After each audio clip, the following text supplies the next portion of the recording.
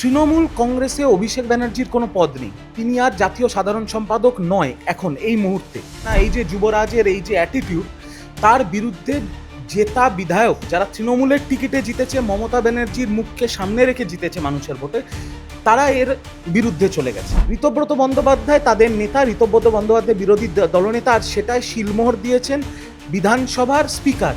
এটাই আমি কি ভাবলাম না ভাবলাম, সমর্থন করলাম না করলাম, তাতে কিছু যায় আসে। যদি ঋতদা আমাকে কোথাও দেখা করতে ডাকে আমি যাব।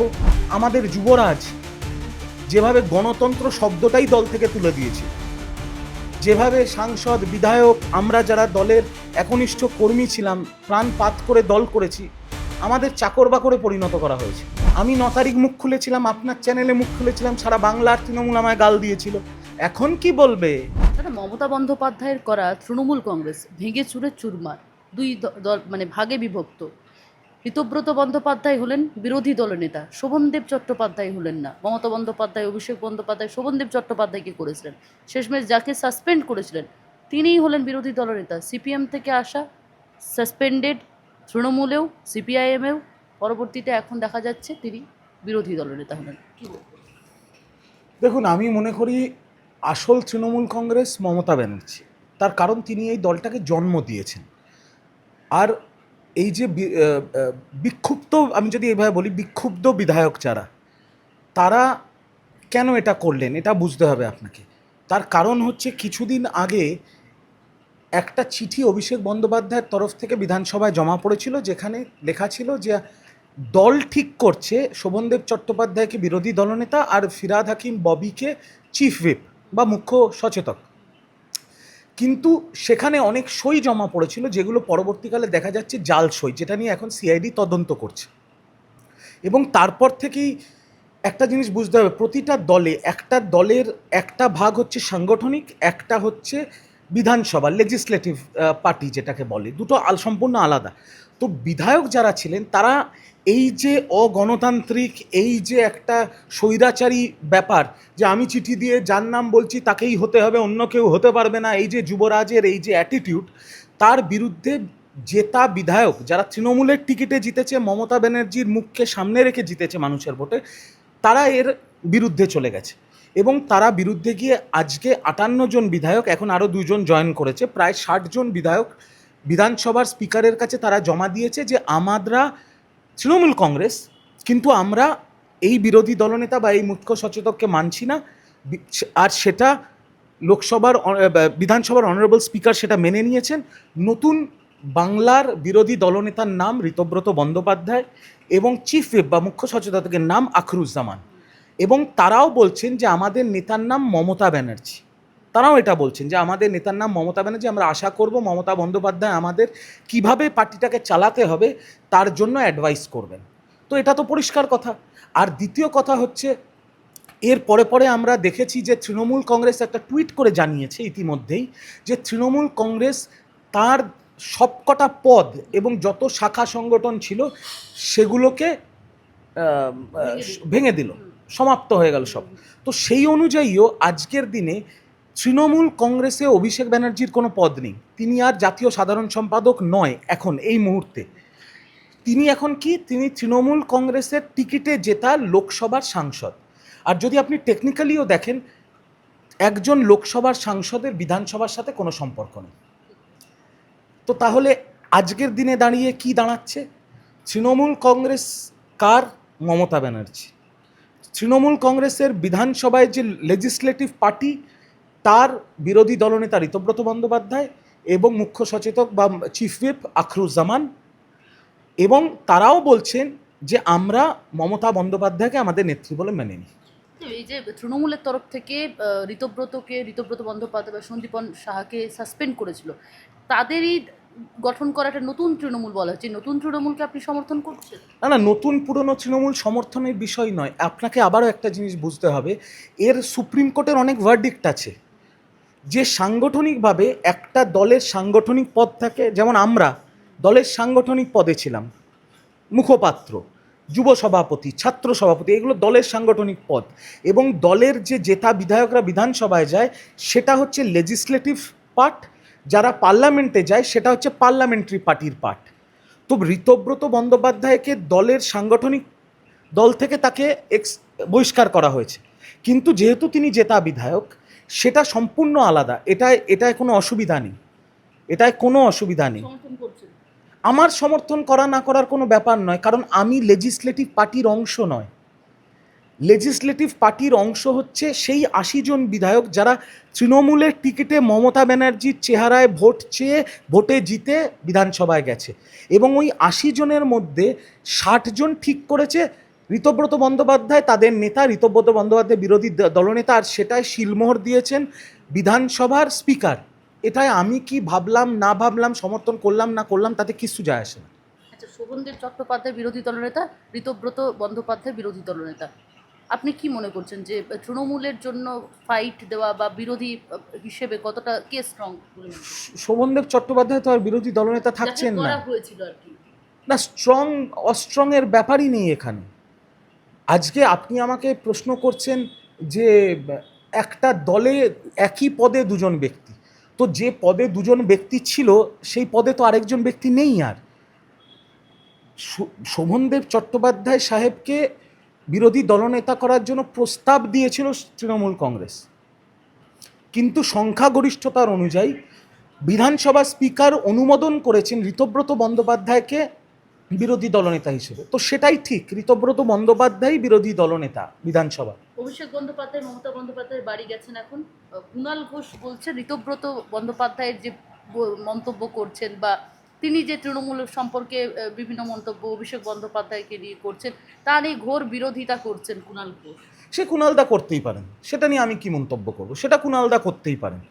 দেখুন, আমি এখন কোনো ব্যক্তিগত আক্রমণে যাব না, কারণ আমি তো তৃণমূলের পার্ট নয়। তৃণমূল তো আমাকে ৯ই মে দল থেকে বার করে দিয়েছে। কুণালদা তৃণমূল কংগ্রেসের জয়ী বিধায়ক, ঋতব্রত বন্দ্যোপাধ্যায় তৃণমূল কংগ্রেসের জয়ী বিধায়ক। তৃণমূল কংগ্রেস দলটা কার? মমতা বন্দ্যোপাধ্যায়। তো এবার কুণালদা, ঋতব্রত বাবু যদি নিজেদের মধ্যে কাদা ছোঁড়াছুড়ি করেন, তাদের উত্তর তারা দুজন দেবেন। আপনার যে সাসপেন্ড হয়ে আছেন, সেই সাসপেনশন কি উঠবে বলে মনে হচ্ছে এবার? না, এবার উঠেই বা হবেটা কি? দলটাই তো ডিসলভ হয়ে গেছে। তৃণমূলের চিঠি অনুযায়ী আমি আপনাকে পড়ে শোনাচ্ছি, যদি আমি ইংলিশ বুঝি, আমি অবশ্য খুব একটা ইংলিশ তো জানি না, যদি আমি ইংলিশ বুঝি তাহলে তৃণমূল কংগ্রেসের, এক সেকেন্ড, তৃণমূল কংগ্রেসের চিঠি অনুযায়ী, after careful consideration it has been decided that all committees of all India Trinamool Congress in West Bengal as well as the frontal organization stands dissolved with immediate effect. তার মানে কার্যত দলের যত শাখা সংগঠন এবং সাংগঠনিক দলের যত পদাধিকারী ছিল, তাদের সব পদ ভেঙে গেছে, সব পদ বিলুপ্ত হয়ে গেছে। তাহলে আবার সাসপেন্ড করবেই বা কাকে, আর তুলবেই বা কাকে, আর তুলবে যাবই বা কোথায়? আমি আপনার চ্যানেলে আগেও বলেছি, এখনও বলেছি, আমি হাঁড়ি চড়িয়ে তৃণমূল করিনি। আমি মমতাদিকে দেখে আবেগে তৃণমূল কংগ্রেস করেছি। আমি মমতাদিকে যখন দলে ছিলাম মাতৃসমা সম্মান করতাম, এখনও করি। আগামী দিনে যদি অন্য কোনো দলে যাই তখনও তার প্রতি, তার যে সংগ্রামের ইতিহাস, তার যে রাজনৈতিক ইতিহাস, তার প্রতি আমার মাতৃসমা সম্মানই থাকবে। রাজ্যের বিরোধী দলনেতার সঙ্গে কি কথা হয়েছেন, যিনি একদম নবনিযুক্ত হলেন? না, যোগাযোগ করবেন? এরকম তো নয় যে ঋতদা আমাকে চিনে না বা আমি ঋতদাকে চিনি না। 15 বছর এক দল করেছি, বহু সভা, বহু প্রোগ্রাম একসাথে করেছি, তো অচেনা তো কেউ নয়। যদি ঋতদা আমাকে কোথাও দেখা করতে ডাকে, আমি যাব। শুভেচ্ছা জানাবেন না? আগ বাড়িয়ে শুভেচ্ছা জানানোর আমার দরকার নেই। এমনি কংগ্রাচুলেশনস, অবভিয়াসলি আমি আপনার চ্যানেলের মাধ্যমে ঋতদাকে কংগ্রাচুলেশন জানাচ্ছি। আমি তো তাহলে তো তাপসদা কি আমার অচেনা? আমি তো তাকে জেঠু বলে ডাকি, সে তো আমার বাবার নেতা ছিলেন। নিশীত আর আমি যখন অভিষেক ব্যানার্জি যুব সভাপতি ছিল, আমি আর নিশীত প্রামাণিক, যিনি এখন বাংলার ক্যাবিনেট মন্ত্রী, আমরা তো এক থালায় খেয়েছি। আমি তো তাকে পার্সোনালি ফোন করে শুভেচ্ছা জানাইনি, বা তাপস জেঠুকে ফোন করে পার্সোনালি শুভেচ্ছা জানাইনি। দেবুদা কি আমার অচেনা? অচেনা নয় তো। বাংলার মুখ্যমন্ত্রী শুভেন্দুদা কি আমার অচেনা? অচেনা নয় তো। তো সেই জায়গায় আমি নিজের থেকে ফোন করে শুভেচ্ছা জানাইনি, এমনি সবাইকে শুভেচ্ছা। আজকে শুভেন্দুদা মুখ্যমন্ত্রী হয়েছে, শুভেচ্ছা জানাবো না? সে তো আমারও মুখ্যমন্ত্রী রে ভাই, আপনারও মুখ্যমন্ত্রী। তার প্রতিও শুভেচ্ছা, নিশীত প্রামাণিকের প্রতিও শুভেচ্ছা, তাপস রায়ের প্রতিও শুভেচ্ছা, ঋতব্রত বন্দ্যোপাধ্যায়ের প্রতি শুভেচ্ছা। ফিরহাদ হাকিম মেয়র পদ থেকে ইস্তফা দেওয়ার পথে ইচ্ছা প্রকাশ করেছে, মমতা বন্দ্যোপাধ্যায়কে জানিয়েছেন। আপনাকে একটু আপডেট করে দিয়ে ইস্তফা দিয়ে দিয়েছেন, সেটা অ্যাকসেপ্ট হয়ে গেছে। এটা আমি ভাবছিলাম 1 সপ্তাহ আগে হবে, একটু 1 সপ্তাহ দেরি হলো, এই তো হলো। আর আমি এখন কনফিউজ যে ইস্তফাটা দিচ্ছে কাকে আর হচ্ছেটা কি। কারণ তৃণমূলের টুইট অনুযায়ী তো দলটাই নাই। এবার ইলেকশন কমিশনের কাছে প্রতিটা দলকে একটা লিস্ট জমা দিতে হয়, আর সেখানে দলের সকল শাখা সংগঠনের নেতৃত্বকে ভোট করে সেই দলের সভাপতি নিয়োগ করতে হয়, এটা নিয়ম। তাই ইলেকশন কমিশন নির্বাচন কমিশনের অনুযায়ী এখনও তৃণমূল কংগ্রেসের চেয়ারপারসন মমতা বন্দ্যোপাধ্যায়, এটা বুঝবেন। বাকি কোনো পদ এখন আর দলে নাই।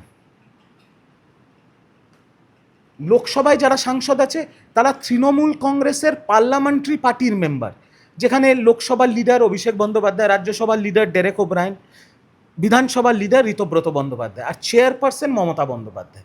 এইগুলো এখনও অবশিষ্ট আছে, বাকি আর কিছু অবশিষ্ট নেই। এর পিছনে কারণ কি? দলটা এভাবে শেষ হয়ে গেল? যে একদিনের তো গল্প নয় এটা দিদি। আপনাকে তো একটা জিনিস বুঝতে হবে যে একটা দল যেটা 3 বার ক্ষমতায় ছিল, 215টা আসন পেয়েছিল, হারতেই পারে। তাও তো সেই দলটা 41% ভোট পেয়েছে, তার তো 80টা বিধায়ক আছে। কিন্তু আগামীকাল নতুন সরকারের 1 মাস হ্যাপি বার্থডে, তার আগে দলটাই উঠে গেল কার্যত তৃণমূল কংগ্রেস। কেন? তার কারণ এই যে 3 বছর ধরে আইপ্যাক যেভাবে আমাদের মাথার ওপর বসে আমাদের নাচিয়েছে, শুধু আমাকে ছেড়ে দিন, রিজু দত্তকে ছেড়ে দিন, আমি যদি অন্য ঋতব্রত বন্দ্যোপাধ্যায় বা কাকলি ঘোষ দস্তিদার নাম নিই, তাহলে আপনি বলবেন ওরাও তো বিদ্রোহ করেছে। আপনি কল্যাণদা কি বলেছে? কল্যাণদা তো দিদির সাথেই আছেন, আর আমার বিশ্বাস উনি দিদির সাথেই থাকবেন। তিনি কি বলছেন? তিনিও তো এই আইপ্যাকের এই কথাটাই বলছেন। তারপরে পুলিশ প্রশাসন দল চালাচ্ছে, আর তারপরে আমাদের যুবরাজ যেভাবে গণতন্ত্র শব্দটাই দল থেকে তুলে দিয়েছিল, যেভাবে সাংসদ বিধায়ক আমরা যারা দলের একনিষ্ঠ কর্মী ছিলাম, প্রাণপাত করে দল করেছি, আমাদের চাকর বাকরে পরিণত করা হয়েছিল। সবার মধ্যে একটা সুপ্ত রাগ ছিল, ক্ষোভ ছিল, ঘৃণা ছিল। কিন্তু যেহেতু দল ক্ষমতায় ছিল, দলের বাইরে কিছু করলে পুলিশ কেস হবে, গাঁজা কেস দিয়ে দেবে, আর্মস কেস দিয়ে দেবে, সেই জন্য কেউ মুখ খোলেনি। আমি 9 তারিখ মুখ খুলেছিলাম, আপনার চ্যানেলে মুখ খুলেছিলাম, সারা বাংলার তৃণমূল আমায় গাল দিয়েছিল। এখন কি বলবে? এখন তো রিজু দত্ত স্ট্যান্ডস ভিন্ডিকেটেড। এমপিরাও তাই বলছে, 4 ভাগের 3 ভাগ জেতা বিধায়ক ছেড়ে বেরিয়ে গেছে, তারাও একই কথা বলছে। তাই একই কথাই বলছে তো, কি হ্যাঁ না বলো, বলছে তো? তাহলে সাংসদরা ভুল বলছে, বিধায়করা ভুল বলছে, রিজু দত্ত ভুল বলছে, মেয়র পরিষদ মেয়র যারা ছেড়ে চলে যাচ্ছে সবাই ভুল বলছে, একমাত্র যুবরাজ ঠিক বলছে। আরো ভালো ভালো খবর দেখতে সাবস্ক্রাইব করুন বাংলা হান্টের ইউটিউব চ্যানেল। বাংলা হান্টের আরো খবর দেখতে নজর রাখুন। বাংলা খবর মানেই বাংলা হান্ট।